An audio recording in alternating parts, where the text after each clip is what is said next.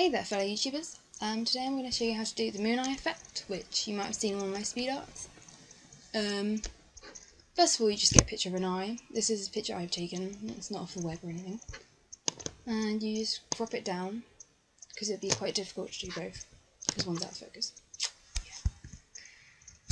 And then, you sort out the contrast and the brightness, which is in the adjustments area, to give it more depth and less, I don't know how to explain it, flatness sort of thing for the image.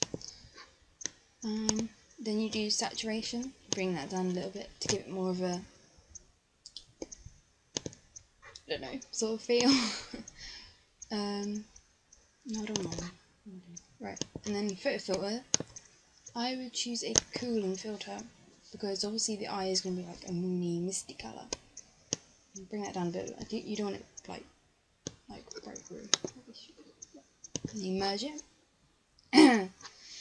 So you have basically the background layer, and next you want to change the colour of the eye so it fits in more with the whole moon idea.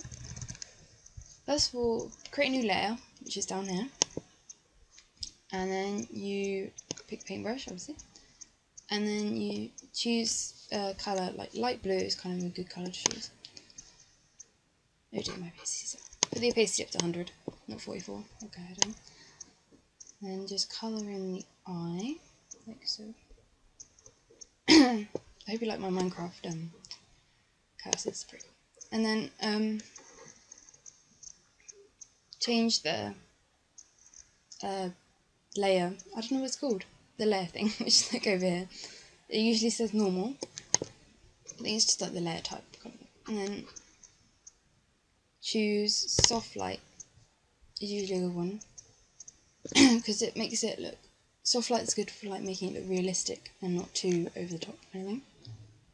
There we go. Might put a bit more blue in. Right, that looks pretty cool. And then add a new layer, and then you get the full moon picture. This is the one I got off the internet. I wish I could take pictures like this, but I can't. Take the tool over here. Show me what it's called. Is it really bad that I don't know what any of these are called? It's called the elliptical marquee tool. And then make a circle. It doesn't have to be precise as long as you get most of the moon.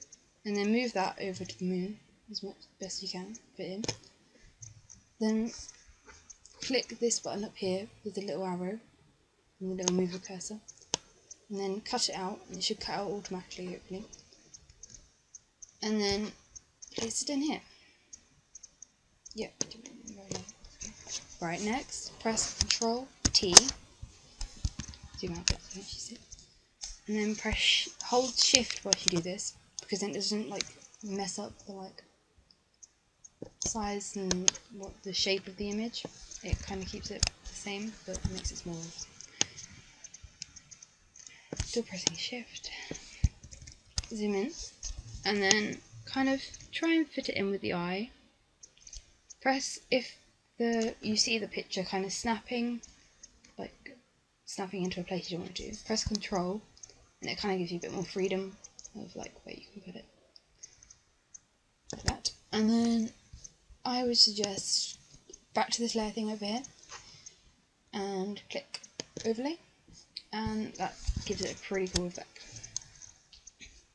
Go away. Right. Next, I would check the rubber tool, which is over here. Apply the transform first, obviously. Get the eraser tool when it loads. There we go. Put the hardness up a little bit so you're not rubbing out, so you can be more precise, basically. Opacity up to 100. Rub out these bits. You don't want them in there. Next, put the hardness back down again to notice it's like really soft. Bring the opacity down, and just rub out these bits, because as you can see, if I zoom in a bit, you can kind of like see the line in the picture, and you don't want that because that doesn't look realistic. So just rub those out, but not too much so you're not losing the whole image. just so it kind of blends in. God, my voice is really croaky today.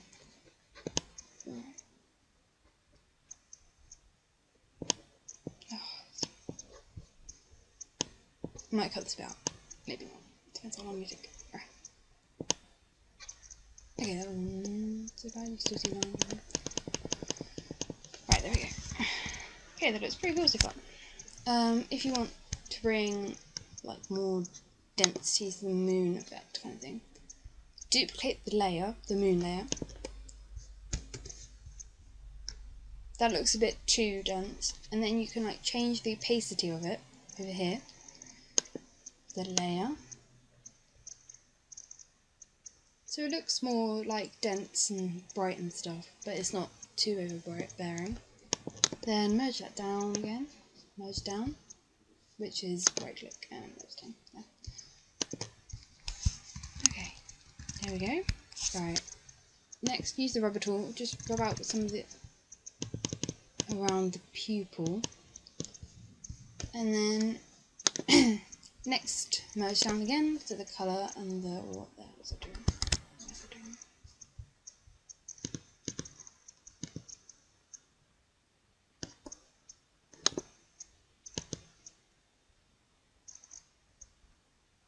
Oh, I see. 1 minute.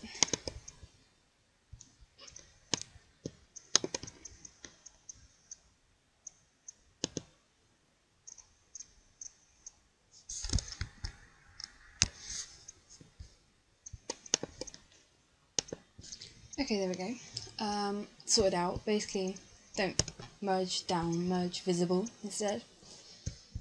That really confused me. Right, and then next off, to give the animal depth and niceness, you go over here, you find the dodge tool with burn tool.